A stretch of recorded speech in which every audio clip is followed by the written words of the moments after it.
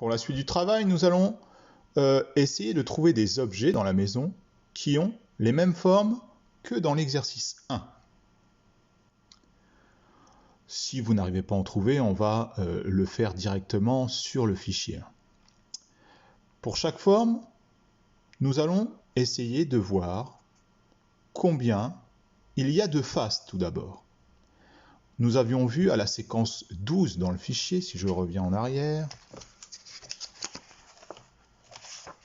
une partie sur les solides, ici. Vous pouvez y faire référence si besoin.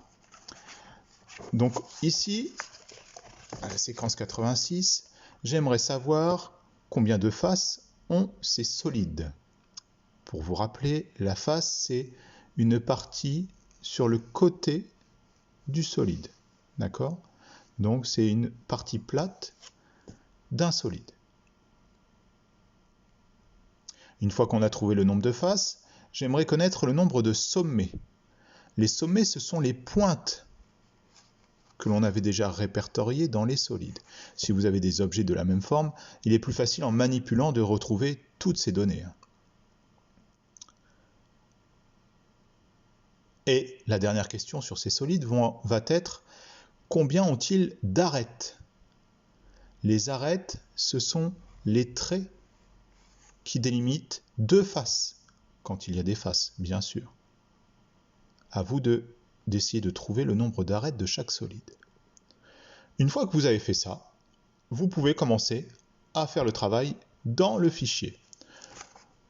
Dans le premier, nommez-moi le cube dans ces solides, le pavé, le cône et le cylindre.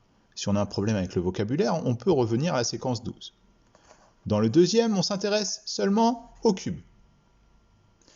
Je voudrais savoir combien il a de faces, quelle forme ont ses faces et combien de sommets a-t-il.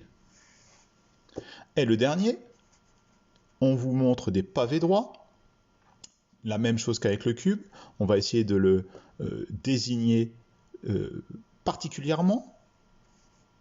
Combien de faces a-t-il? Quelles formes sont ses faces? Et combien de sommets a-t-il? Allez, je vous laisse réfléchir.